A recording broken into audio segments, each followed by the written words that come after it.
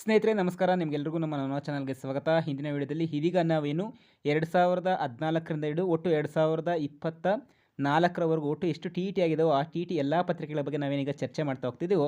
ಈಗಾಗಲೇ ನಾವು 2014ಕ್ಕೆ ಸಂಬಂಧಿಸಿದಂಥ ಎಲ್ಲ ರೀತಿಯ ಟಿ ಇ ಟಿ ಪ್ರಶ್ನೆ ಪತ್ರಿಕೆಗಳನ್ನು ನಾವು ಈಗಾಗಲೇ ಚರ್ಚೆ ಮಾಡಿದ್ದೀವಿ.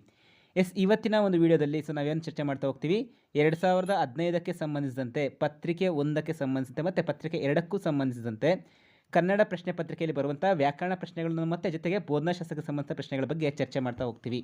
ಅದಕ್ಕಿಂತ ಮುಂಚಿತವಾಗಿ ಸ್ಪರ್ಧಾ ಮಿತ್ರರು ನೀವು ಇದೇ ಮೊದಲ ಬಾರಿಗೆ ನಮ್ಮ ಚಾನಲ್ಗೆ ಭೇಟಿ ಕೊಡ್ತಿದ್ದೆ, ದಯವಿಟ್ಟು ನಮ್ಮ ಚಾನಲ್ನ ಸಬ್ಸ್ಕ್ರೈಬ್ ಮಾಡ್ಕೊಳ್ಳಿ. ಹಾಗೆ ಪಕ್ಕದಲ್ಲಿರುವಂಥ ಬೆಲ್ ಐಕನ್ನ ಕ್ಲಿಕ್ ಮಾಡ್ಕೊಳ್ಳಿ. ನಾವು ಮಾಡುವಂಥ ಎಲ್ಲ ವಿಡಿಯೋಗಳ ನೋಟಿಫಿಕೇಶನ್ ನಿಮಗೆ ಮೊದಲೇ ಸಿಗುತ್ತೆ ಅಂತ ಹೇಳ್ತಾ ಇವತ್ತಿನ ಒಂದು ವಿಡಿಯೋನ ಪ್ರಾರಂಭ ಮಾಡ್ತಾ ಹೋಗೋಣ. ನೋಡಿ, ಇದು ಕೇವಲ ನಾವು ಕಡಿಮೆ ನಿಮಿಷಗಳಲ್ಲಿ ಕೇವಲವಾಗಿ ನಿಮಗೆ ಸರಿಸುಮಾರು ನಿಮಗೆ ಇಲ್ಲಿ ಸುಮಾರು 40 ಪ್ರಶ್ನೆಗಳು ಬರ್ತಾ ಹೋಗ್ತವೆ. 40 ಪ್ರಶ್ನೆಗಳು ನಾವು ಕೇವಲ ಒಂದು 10ರಿಂದ 15 ನಿಮಿಷಗಳ ಒಳಗಾಗಿ ನಾವು ಮಾಡ್ತಾ ಹೋಗುವಂಥ ಒಂದು ನಾನು ಇಲ್ಲಿ ಟೈಮನ್ನು ಕೊಟ್ಟಿದ್ದೇನೆ ನೋಡಿ. ಈ ಒಂದು ಸಮಯದೊಳಗಡೆ ನಾವೀಗ ಏನು ಮಾಡ್ತಾ ಹೋಗ್ತೀವಿ, ಕವರನ್ನು ಮಾಡ್ತಾ ಹೋಗ್ತೀವಿ. ಇಲ್ಲಿ ಚಟಾಕಿಯನ್ನು ಈ ಪದವು ಕೆಳಗಿನ ಯಾವ ಸಂಧಿಗೆ ಉದಾಹರಣೆ ಹೇಗಿದೆ ಅಂತ ಕೇಳಿದರೆ, ಚಟಾಕಿಯನ್ನು ಎನ್ನುವಂಥದ್ದು ನಮಗೆ ಯಾವ ಸಂಧಿಗೆ ಉದಾಹರಣೆ ಆಗ್ತಾ ಹೋಗುತ್ತೆ, ನಮಗೆ ಆಗಮ ಸಂಧಿಗೆ ಉದಾಹರಣೆ ಆಗ್ತಾ ಹೋಗುತ್ತೆ. ಆಪ್ಷನ್ ಡಿ ಯಕಾರಾಗಮ ಸಂಧಿಗೆ ಉದಾಹರಣೆ ಆಗ್ತಾ ಹೋಗುತ್ತೆ. ಇನ್ನ ಮುಂದಿನ ಪ್ರಶ್ನೆಯನ್ನು ಚರ್ಚೆ ಮಾಡ್ತಾ ಹೋಗೋಣ. ಮುಂದಿನ ಪ್ರಶ್ನೆ ನಮಗೆ 12ನೇ ಪ್ರಶ್ನೆ ಇದೆ. ಬಕುತಿ ತತ್ಸಮ ಪದಕ್ಕೆ ತದ್ಭವ ರೂಪ ಅಂತ ಇದೆ. ಬಕುತಿ ಅಂತಂದರೆ ಭಕ್ತಿ ಅಂತಂದರೆ ಅದಕ್ಕೆ ಬಕುತಿ ಎನ್ನುವಂಥದ್ದು ತದ್ಭವ ರೂಪ ಆಗುತ್ತೆ. ಆಪ್ಷನ್ 3 ಇದಕ್ಕೆ ಸರಿಯಾದ ಉತ್ತರ. ಇನ್ನ ಮುಂದಿನ ಪ್ರಶ್ನೆ 16ನೇ ಪ್ರಶ್ನೆ ಕನ್ನಡ ಬೋಧನಾಶಾಸ್ತ್ರಕ್ಕೆ ಸಂಬಂಧಿಸಿದಂತೆ ಮಕ್ಕಳ ಭಾಷಾ ಕಲಿಕೆಯ ಆರಂಭದಲ್ಲಿ ಈ ಅಂಶವನ್ನು ಹೆಚ್ಚು ಪರಿಗಣಿಸುವ ಅಗತ್ಯವಿಲ್ಲ ಅಂತ ಕೊಟ್ಟಿದ್ದಾರೆ. ಯಾವುದಕ್ಕೆ ಅಗತ್ಯವಿಲ್ಲ? ಮಕ್ಕಳ ಭಾಷಾ ಶುದ್ಧತೆಗೆ ಹೆಚ್ಚು ಒತ್ತು ನೀಡುವಂಥದ್ದು. ಕೊಟ್ಟಿರುವಂಥ 3 ಆಪ್ಷನ್ಸ್ ನೀವು ಯಾಕೆ ಹೇಳ್ತಾ ಇಲ್ಲ ಅಂತಂದ್ರೆ ನೀವು ಕೇಳಿದ್ರೆ ನೋಡಿ, ಇದನ್ನು ನೀವು ಜಸ್ಟ್ ನಾನು ಇರುವಂಥ ರಿವಿಷನ್ಗೋಸ್ಕರ ಕೊಡ್ತಾ ಇರೋಂಥದ್ದು ಅಷ್ಟೇ. ಜಸ್ಟ್ ನೀವು ಇದನ್ನ ಓದ್ಕೊಳ್ತಾ ಹೋದರೆ ನಿಮ್ಗೆ ಅದು ಈಸಿಯಾಗಿ ಅರ್ಥ ಆಗ್ತಾ ಹೋಗುತ್ತೆ.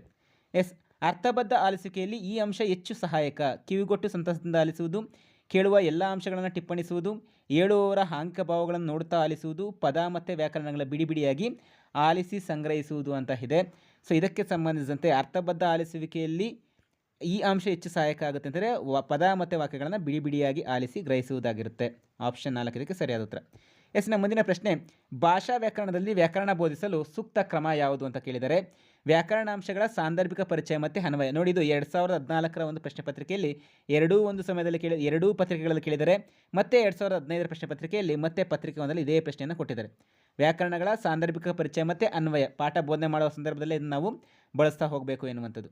ಇನ್ನು ಮುಂದಿನ ಒಂದು ಪ್ರಶ್ನೆ ಗದ್ಯ ಬೋಧನೆಯ ಮುಖ್ಯ ಉದ್ದೇಶ ಏನಾಗಿದೆ ಅಂತ ಕೇಳಿದರೆ, ಗದ್ಯ ಬೋಧನೆಯ ಮುಖ್ಯ ಉದ್ದೇಶ ವಿಷಯ ಸಂಗ್ರಹಣೆ ಮತ್ತು ಕಲಿಕೆಗೆ ಸಹಾಯಕ ಮಾಡುವಂಥದ್ದು, ಓದು ಬರಹ ಗ್ರಹಿಕೆ ಅಥವಾ ಸಂತರ ಆಲೋಚನೆ ಮಾಡುವಂಥದ್ದಕ್ಕೆ, ಗಾಯನ ಕಲೆಯಲ್ಲಿ ತರಬೇತಿಗೊಳಿಸೋದಕ್ಕೆ, ರಸಾನುಭವವನ್ನು ಉತ್ತೇಜಿಸೋದಕ್ಕೆ ಅಂತ ಕೊಟ್ಟಿದ್ದಾರೆ. ಇದಕ್ಕೆ ಸಂಬಂಧಿಸಿದ ಗದ್ಯ ಬೋಧನೆಯ ಪ್ರಮುಖ ಉದ್ದೇಶ ಅಂದರೆ ಏನಾಗ್ತಾ ಹೋಗುತ್ತೆ, ಓದು ಬರಹ ಗ್ರಹಿಕೆ ಹಾಗೂ ಸ್ವತಂತ್ರ ಆಲೋಚನೆಗೆ ಇದು ಒಂದು ಪ್ರಮುಖವಾಗಿ ಸಹಕಾರಿ ಆಗ್ತಾ ಹೋಗುತ್ತೆ. ಆಪ್ಷನ್ 2 ಇದಕ್ಕೆ ಸರಿಯಾದ ಉತ್ತರ ಆಗುತ್ತೆ. ಮುಂದಿನ ಪ್ರಶ್ನೆ ಮಾತನಾಡುವ ಕೌಶಲ್ಯವನ್ನು ಬೆಳೆಸಲು ಹೆಚ್ಚು ಸಹಾಯಕವಾಗುವಂಥ ಚಟುವಟಿಕೆ ಯಾವುದು ಅಂತ ಕೇಳಿದರೆ, ರಸಪ್ರಶ್ನೆ ಕಾರ್ಯಕ್ರಮದಲ್ಲಿ ಭಾಗಿಯಾಗುವುದು, ರೇಡಿಯೋ ಮತ್ತು ದೂರದರ್ಶನ ಕಾರ್ಯಕ್ರಮಗಳನ್ನು ಕೇಳುವುದರಿಂದ, ಅರ್ಥಗ್ರಹಿಕೆ ವಾಚನ ಅಭ್ಯಾಸಗಳನ್ನು ಮಾಡೋದ್ರಿಂದ, ಸಂಭಾಷಣೆ ಮತ್ತು ಸಂವಹನ ಚಟುವಟಿಕೆಗಳಂತ ಕೇಳಿದರೆ, ಮಾತನಾಡುವ ಕೌಶಲ್ಯಗಳು ಅಂತಂತಂದರೆ ನಮ್ಗೆ ಏನಾಗ್ತಾ ಹೋಗುತ್ತೆ, ಇದಕ್ಕೆ ಸಂಬಂಧಿಸಿದಂತೆ ಸಂಭಾಷಣೆ ಮತ್ತು ಸಂವಹನ ಚಟುವಟಿಕೆಗಳಾಗ್ತವೆ. ಆಪ್ಷನ್ 4 ಇದಕ್ಕೆ ಸರಿಯಾದ ಉತ್ತರ ಆಗುತ್ತೆ. ಮುಂದಿನ ಪ್ರಶ್ನೆ ಇದು ಬಾಯೋದಿನಲ್ಲಿ ಕಂಡುಬರುವಂಥ ದೋಷ ಅಂತ ಕೇಳಿದರೆ, ಅರ್ಥಗ್ರಹಿಸ್ತಾ ಓದುವುದು, ಧ್ವನಿ ಏರಿಳಿತಗಳೊಂದಿಗೆ ಓದುವಂಥದ್ದು, ಪದಗಳನ್ನು ಕೂಡಿಸಿ ಓದುವಂಥದ್ದು, ಓದಿನಲ್ಲಿ ಇಮ್ಮರಳುವಿಕೆ ಅಂತ ಇದೆ. ನೋಡಿ, ಬಾಯೋದಿನಲ್ಲಿ ಕಂಡುಬರುವಂಥ ದೋಷ ಯಾವುದಾಗ್ತಾ ಹೋಗುತ್ತೆ ಅಂತಂದರೆ ಪದಗಳನ್ನು ಕೂಡಿಸಿ ಓದುವಂಥದ್ದು. ಆಪ್ಷನ್ 3 ಇದಕ್ಕೆ ಸರಿಯಾದ ಉತ್ತರ ಆಗ್ತಾ ಹೋಗುತ್ತೆ. ಮುಂದಿನ ಪ್ರಶ್ನೆಯನ್ನು ಚರ್ಚೆ ಮಾಡ್ತಾ ಹೋಗೋಣ. ಮುಂದಿನ ಪ್ರಶ್ನೆ ಪದ್ಯ ಬೋಧನೆಯ ಪ್ರಮುಖ ಉದ್ದೇಶ ಏನು ಅಂತ ಕೇಳಿದರೆ, ಪದ್ಯ ಬೋಧನೆಯ ಪ್ರಮುಖ ಉದ್ದೇಶ ಪದ್ಯ ವಿಶ್ಲೇಷಣೆ ಸಾಮರ್ಥ್ಯ ಬೆಳೆಸುವುದು, ಪದ್ಯ ರಚನಾ ಸೂತ್ರಗಳನ್ನು ವಿಮರ್ಶಿಸುವುದು, ಪದ್ಯ ರಚನಾ ವಿನ್ಯಾಸ ಹಾಗೂ ಕವಿಯ ಭಾವನೆಗಳನ್ನು ಅರಿತು ಸ್ಪಂದಿಸುವುದು, ಪದ್ಯದಲ್ಲಿ ವ್ಯಾಕರಣಾಂಶಗಳನ್ನು ವಿಶ್ಲೇಷಿಸುವುದು ಅಂತ ಇದೆ. ಇದು ಪದ್ಯ ಬೋಧನೆಯ ಪ್ರಮುಖ ಉದ್ದೇಶ ಏನಾಗಿರುತ್ತೆ, ಪದ್ಯದ ರಚನಾ ವಿನ್ಯಾಸ ಹಾಗೂ ಕವಿಯ ಭಾವನೆಗಳನ್ನು ಕುರಿತು ಅರಿತು ಸ್ಪಂದಿಸುವುದಂತ ಆಗಿರುತ್ತೆ. ಮುಂದಿನ ಪ್ರಶ್ನೆ ಪರಿಹಾರ ಬೋಧನೆ ಕೈಗೊಳ್ಳಬೇಕಾಗಿರೋದು ಅಂತ ಕೊಟ್ಟಿದ್ದಾರೆ. ಯಾರಿಗೆ ನಾವು ಪರಿಹಾರ ಬೋಧನೆಯನ್ನು ಕೈಗೊಳ್ತಾ ಹೋಗಬೇಕು, ಕಲಿಕೆಯಲ್ಲಿ ಹಿಂದುಳಿದ ವಿದ್ಯಾರ್ಥಿಗಳಿಗೆ ನಾವು ಪರಿಹಾರ ಬೋಧನೆಯನ್ನು ಮಾಡ್ತಾ ಹೋಗಬೇಕು. ಆಪ್ಷನ್ 2ರಲ್ಲಿದೆ ಕಲಿಕೆಯಲ್ಲಿ ಹಿಂದುಳಿದ ಮಕ್ಕಳಿಗೆ ಎನ್ನುವಂಥದ್ದು. ಇದು ಆಪ್ಷನ್ 2 ಇದಕ್ಕೆ ಸರಿಯಾದ ಉತ್ತರ ಆಗ್ತಾ ಹೋಗುತ್ತೆ. ಮುಂದಿನ ಪ್ರಶ್ನೆ ವಿದ್ಯಾರ್ಥಿಗಳಿಗೆ ಚುಟುಕು ಕತೆ ಮತ್ತು ಕವನಗಳ ರಚನೆಯ ಅಭ್ಯಾಸಗಳನ್ನು ಕಳಿಸೋದ್ರಿಂದ ಅವ್ರಿಗೆ ಏನಾಗುತ್ತೆ ಅಂತ ಕೇಳಿದ್ದಾರೆ. ನೋಡಿ, ಚುಟುಕು ಆಗಿರ್ಬೋದು, ಕತೆಗಳಾಗಿರ್ಬೋದು, ಕವನಗಳ ರಚನೆಯಿಂದ ಅವರಿಗೆ ಮಕ್ಕಳಿಗೆ ಏನು ಬೆಳವಣಿಗೆ ಆಗ್ತಾ ಹೋಗುತ್ತೆ, ಅವರಲ್ಲಿ ಸೃಜನಾತ್ಮಕತೆ ಬೆಳವಣಿಗೆ ಆಗ್ತಾ ಹೋಗುತ್ತೆ, ಸೃಜನಾತ್ಮಕ ಬರವಣಿಗೆ ಮೂಡ್ತಾ ಹೋಗುತ್ತೆ, ಮುಂದೆ ಅವರು ಕವಿಗಳಾಗುವಂಥ ಚಾನ್ಸಸ್ ಜಾಸ್ತಿ ಇರುತ್ತೆ. ಅವರು ಅಲ್ಲಿ ಏನು ಮಾಡ್ತಾ ಹೋಗಬೇಕಲ್ಲಿ ಸೃಜನಾತ್ಮಕ ಬರವಣಿಗೆಗೆ ಹೆಚ್ಚು ಒತ್ತು ಕೊಡ್ತಾ ಹೋಗ್ತವೆ. ಯಾವುದು ಚುಟುಕು ಕತೆ ಮತ್ತು ಕವನ ರಚನೆಗಳು. ಮುಂದಿನ ಪ್ರಶ್ನೆ ಪದ್ಯ ಬೋಧನೆಯಲ್ಲಿ ಪರಿಣಾಮಕಾರಿ ಕಲಿಕೆಯಾಗಲು ಇದು ಕಾರಣವಾಗುತ್ತೆ ಅಂತ ಕೊಟ್ಟಿದ್ದಾರೆ. ಪದ್ಯದ ವಿಶ್ಲೇಷಣಾತ್ಮಕ ಬೋಧನೆ, ಪದ್ಯ ಗಾಯನ ಮತ್ತು ಭಾವಪೂರ್ಣ ವಿವರಣೆಯಿಂದ ಪದ್ಯದ ವಿಮರ್ಶಾತ್ಮಕ ನಿರೂಪಣೆ, ಶಿಕ್ಷಕನು ಹೊಂದಿರುವ ವ್ಯಾಕರಣದ ಜ್ಞಾನ ಅಂತ ಇದೆ. ಪದ್ಯ ಬೋಧನೆಯಲ್ಲಿ ಪರಿಣಾಮಕಾರಿ ಕಲಿಕೆಯಾಗಲು ನಮಗೆ ಯಾವ್ದು ಕಾರಣ ಆಗ್ತಾ ಹೋಗುತ್ತೆ? ಪದ್ಯ ಗಾಯನ ಮತ್ತು ಭಾವಪೂರ್ಣ ವಿವರಣೆಯಿಂದ. ಸೊ ಆಪ್ಷನ್ 2ರಲ್ಲಿ ಏನಿದೆಯೋ ಸೊ ಅದು ನಮಗೆ ಸರಿಯಾದ ಉತ್ತರ ಆಗ್ತಾ ಹೋಗುತ್ತೆ. ಆಪ್ಷನ್ 2 ಇದಕ್ಕೆ ಸರಿಯಾದ ಉತ್ತರ. ಇನ್ನು ಮುಂದಿನ ಪ್ರಶ್ನೆ, ಪದ್ಯದ ಒಳಮೈ ಲಕ್ಷಣಗಳನ್ನು ಪ್ರತಿಬಿಂಬಿಸುವಂಥ ಗುಣ ಯಾವುದು ಅಂತ ಕೊಟ್ಟಿದ್ದಾರೆ. ಪದ್ಯ ಗಾಯನಕ್ಕೆ ಒಪ್ಪುವ ಲಕ್ಷಣ, ಪದ್ಯದ ವೈವಿಧ್ಯತೆ ಮತ್ತು ವಿಸ್ತಾರ, ಪದ್ಯದ ರಚನಾ ಸೂತ್ರಗಳು ಮತ್ತು ಕವಿಯ ಆಶಯ ಮತ್ತು ಭಾವನೆ ಅಂತ ಇದೆ. ಪದ್ಯದ ಒಳಮೈ ಲಕ್ಷಣಗಳು ಪ್ರತಿಬಿಂಬಿಸುವಂಥ ಗುಣ ಯಾವುದಾಗಿರುತ್ತೆ ಅಂತಂದರೆ ಕವಿಯ ಆಶಯ ಮತ್ತು ಭಾವನೆ. ಆಪ್ಷನ್ 4 ಇದು ಸರಿಯಾದ ಉತ್ತರ ಆಗುತ್ತೆ. ಇನ್ನು ಮುಂದಿನ ಪ್ರಶ್ನೆ, ಓದು ಬರಹ ಸ್ವಯಂ ಕಲಿಕೆ ಅಭ್ಯಾಸ ಹಾಗೂ ಮೌಲ್ಯಮಾಪನಕ್ಕೆ ಸೂಕ್ತವಾದ ಸಾಧನ ಅಂತ ಕೇಳಿದರೆ ಓದು ಬರಹ ಮತ್ತು ಸ್ವಯಂ ಕಲಿಕೆಗೆ ಸಂಬಂಧಿಸಿದಂತೆ ಸೂಕ್ತವಾಗಿರುವಂತಹ ಮೌಲ್ಯಮಾಪನಕ್ಕೆ ಸೂಕ್ತವಾದ ಸಾಧನ ಯಾವುದಾಗ್ತಾ ಹೋಗುತ್ತೆ? ಇದಕ್ಕೆ ಸಂಬಂಧಿಸಿದಂತೆ ಸಂಪನ್ಮೂಲ ಪುಸ್ತಕ ಆಗುತ್ತೆ. ಆಪ್ಷನ್ 1 ಇದಕ್ಕೆ ಸರಿಯಾದ ಉತ್ತರ ಆಗುತ್ತೆ. ಇನ್ನು ಮುಂದಿನ ಪ್ರಶ್ನೆ, 8ನೇ ತರಗತಿಯ 30 ವಿದ್ಯಾರ್ಥಿಗಳಲ್ಲಿ 10 ವಿದ್ಯಾರ್ಥಿಗಳು ಕಾಗುಣಿತ ದೋಷ ಮಾಡ್ತಾ ಇದ್ದಾರೆ. ಈ ಸಂದರ್ಭದಲ್ಲಿ ಭಾಷಾ ಶಿಕ್ಷಕನು ವಹಿಸಬೇಕಾದಂಥ ಕ್ರಮ ಯಾವುದು ಅಂತ ಕೊಟ್ಟಿದ್ದಾರೆ. ಪೋಷಕರಿಗೆ ಮಾಹಿತಿ ನೀಡುವುದು, ಹೆಚ್ಚು ಮನೆಗೆಲಸ ನೀಡುವುದು, ಓದಿನ ಅಭ್ಯಾಸಗಳನ್ನು ನೀಡುವುದು, ಕ್ರಿಯಾ ಸಂಶೋಧನೆ ಕೈಗೊಳ್ಳುವಂಥದ್ದು ಅಂತ ಇದೆ. ಸಾಮಾನ್ಯವಾಗಿ 10 ವಿದ್ಯಾರ್ಥಿಗಳು ಅಂತ ಬಂದಾಗ ನಾವು ಏನು ಮಾಡ್ತಾ ಹೋಗಬೇಕು? ಕ್ರಿಯಾ ಸಂಶೋಧನೆ ಕೈಗೊಳ್ಳಬೇಕು. ಆದರೆ ಆ ವರ್ಷದಲ್ಲಿ ನಮಗೆ ಏನು ಕೊಟ್ಟಿದ್ದಾರೆ ಅಂತಂದರೆ ಹೆಚ್ಚು ಮನೆಗೆಲಸ ಮಾಡುವಂಥದ್ದು ಕೀ ಆನ್ಸರ್ನ ಕೊಟ್ಟಿದ್ದಾರೆ. ಆದರೆ ಸರಿಯಾದ ಉತ್ತರ ಯಾವುದಾಗುತ್ತೆ? ಕ್ರಿಯಾ ಸಂಶೋಧನೆಯನ್ನು ಕೈಗೊಳ್ಳುವಂಥದ್ದು ಸರಿಯಾದ ಉತ್ತರ ಆಗ್ತಾ ಹೋಗುತ್ತೆ. ಇನ್ನು ಮುಂದಿನ ಪ್ರಶ್ನೆ, ಸಾಬೂನು ಪದವನ್ನು ಈ ಭಾಷೆಯಿಂದ ಎರವಲು ಪಡೆಯಲಾಗಿದೆ ಅಂತ ಕೊಟ್ಟಿದ್ದಾರೆ. ಸೊ ಸಾಬೂನು ಪದ ಎನ್ನುವಂಥದ್ದು ನಾವು ಪೋರ್ಚುಗೀಸ್ನಿಂದ ಎರವಲನ್ನು ಪಡೆದಿದ್ದೇವೆ. ಆಪ್ಷನ್ 2 ಇದಕ್ಕೆ ಸರಿಯಾದ ಉತ್ತರ ಆಗುತ್ತೆ. ಇನ್ನು ಮುಂದಿನ ಪ್ರಶ್ನೆ, ಲಿಖಿತ ಅಭಿವ್ಯಕ್ತಿ ಸಾಮರ್ಥ್ಯ ಬೆಳೆಸಲು ಸೂಕ್ತವಾದ ಸಾಧನ ಅಂತ ಕೊಟ್ಟಿದ್ದಾರೆ. ಅಂದರೆ ಬರವಣಿಗೆಗೆ ಸಂಬಂಧಿಸಿದಂತೆ ವಸ್ತುನಿಷ್ಠ ಪ್ರಶ್ನೆ, ಕಿರು ಉತ್ತರ ಪ್ರಶ್ನೆ, ಪ್ರಬಂಧ ಮಾದರಿ ಪ್ರಶ್ನೆ, ಹೊಂದಿಸಿ ಬರೆಯುವ ಪ್ರಶ್ನೆ ಅಂತ ಇದೆ. ಸೊ ಇದಕ್ಕೆ ಸಂಬಂಧಿಸಿದಂತೆ ಪ್ರಬಂಧ ಮಾದರಿ ಪ್ರಶ್ನೆ ಸರಿಯಾದ ಉತ್ತರ ಆಗುತ್ತೆ. ಸ್ನೇಹಿತರೆ, ಇದಿಷ್ಟು ಸಂಪೂರ್ಣವಾಗಿ 2015ರ ಪೇಪರ್ 1ಗೆ ಸಂಬಂಧಿಸಿದಂತೆ ಕೆಲವೊಂದಿಷ್ಟು ಪ್ರಶ್ನೆಗಳಾಗಿತ್ತು. ಸೊ ನಾವೀಗ 2015ಕ್ಕೆ ಸಂಬಂಧಿಸಿದಂತೆ ಪೇಪರ್ 2 ಪ್ರಶ್ನೆಗಳನ್ನು ನಾವು ಚರ್ಚೆ ಮಾಡ್ತಾ ಹೋಗೋಣ.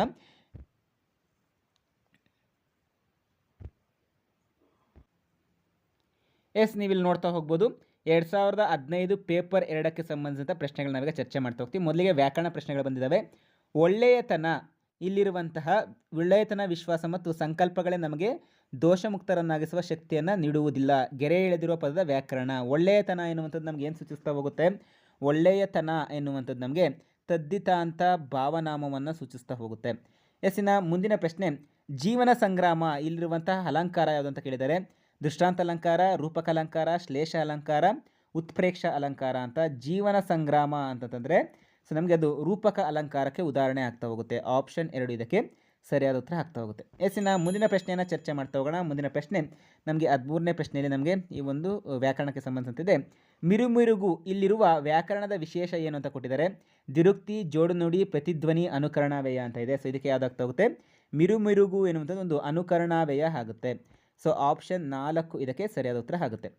ಇನ್ನು ಮುಂದಿನ ಪ್ರಶ್ನೆ ಸೊ ನಮಗೆ ಭಾಷಾ ಬೋಧನಾಶಾಸ್ತ್ರಕ್ಕೆ ಸಂಬಂಧ ಪ್ರಶ್ನೆಗಳಾಗಿರುತ್ತೆ.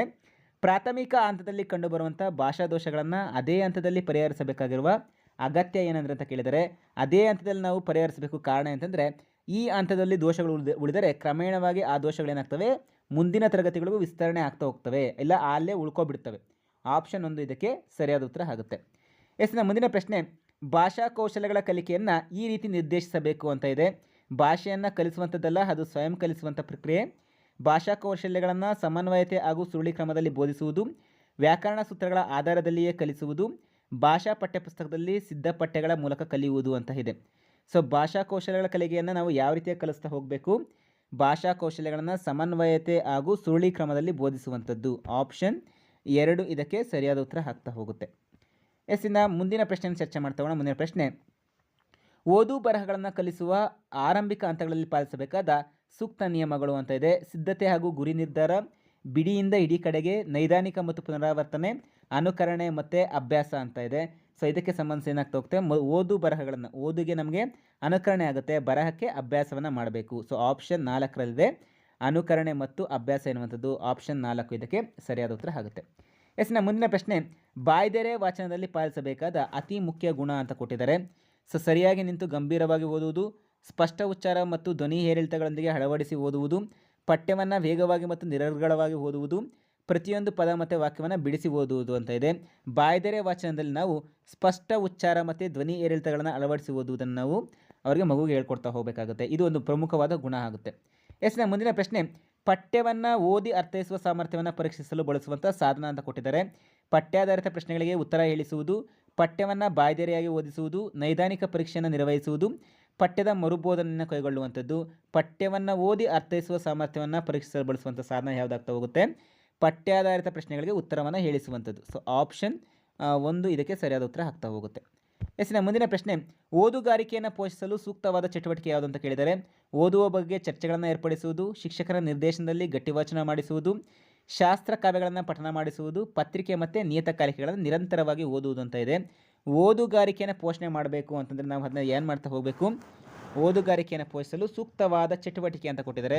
ಸೊ ಓದುಗಾರಿಕೆಯನ್ನು ಪೋಷಿಸಬೇಕಂದ್ರೆ ನಾವು ಪತ್ರಿಕೆ ಮತ್ತು ನಿಯತಕಾಲಿಕೆಗಳನ್ನು ನಿಯಂತ್ರವಾಗಿ ಓದ್ತಾ ಹೋದರೆ ಏನಾಗ್ತಾ ಹೋಗುತ್ತೆ? ಓದುಗಾರಿಕೆ ಹೆಚ್ಚಾಗ್ತಾ ಹೋಗುತ್ತೆ. ಆದರೆ ಆ ವರ್ಷ ನಮಗೆ ಆಪ್ಷನ್ಸಲ್ಲಿ ಏನು ಕೊಟ್ಟಿದ್ದಾರೆ ಅಂತಂದರೆ, ಶಿಕ್ಷಕರು ನಿರ್ದೇಶನದಲ್ಲಿ ಗಟ್ಟಿ ವಾಚನ ಮಾಡಿಸುವಂಥ, ಇದು ಸಹ ಆಲ್ಮೋಸ್ಟ್ ಸರಿ ಉತ್ತರ ಆಗುತ್ತೆ. ಆದರೆ ಓದುಗಾರಿಕೆಯನ್ನು ಪೋಷಿಸಬೇಕಂದ್ರೆ ಸೂಕ್ತ ಚಟುವಟಿಕೆ ಯಾವುದಾಗ್ತಾ ಹೋಗುತ್ತೆ? ಅವ್ರಿಗೆ ಚಟುವಟಿಕೆ ಅಂತಂದರೆ ಅವ್ರು ಗಟ್ಟಿಯಾಗಿ ವಾಚನ ಮಾಡಿಸುವಂಥದ್ದು. ಇದೇ ಸರಿಯಾದ ಉತ್ತರ ಆಗುತ್ತೆ. ಇನ್ನು ಇದು ಪತ್ರಿಕೆ ಮತ್ತು ನಿಯತಕಾಲಿಕೆ ಅಂತಂದರೆ ಅವರಿಗೆ ಸ್ವಯಂವಾಗಿ ಅವರು ಓದುವಂಥದ್ದಾಗಿರುತ್ತೆ. ಸ್ವಯಂ ಕಲಿಕೆ. ಬಹುಭಾಷಾ ಮಕ್ಕಳಿರುವ ತರಗತಿಯಲ್ಲಿ ಶಿಕ್ಷಕರು ಹೊಂದಿರಬೇಕಾದ ಆಶಯ ಇದು ಅಂತ ಕೊಟ್ಟಿದ್ದಾರೆ. ಸೊ ಎಂಥ ಒಂದು ಆಶಯವನ್ನು ಹೊಂದಿರಬೇಕು? ವಿದ್ಯಾರ್ಥಿಗಳ ನಡುವೆ ಅಂತರ್ ಸಂಬಂಧ ಕುಸಿಯುತ್ತವೆ, ವೈಯಕ್ತಿಕ ವಿಭಿನ್ನತೆಗಳನ್ನು ಗುರುತಿ ಪೋಷಿಸಲು ಸಾಧ್ಯವಿಲ್ಲ, ವಿದ್ಯಾರ್ಥಿಗಳ ನಡುವಿನ ಸಂವಹನ ಕ್ರಿಯೆ ಕ್ಷೀಣಿಸುತ್ತದೆ, ವಿದ್ಯಾರ್ಥಿಗಳ ನಡುವೆ ಭಾಷಾ ಸಾಮರಸ್ಯ ಬೆಳೆಯಲು ಸಹಾಯಕವಾಗುತ್ತದೆ ಅಂತ ಇದೆ.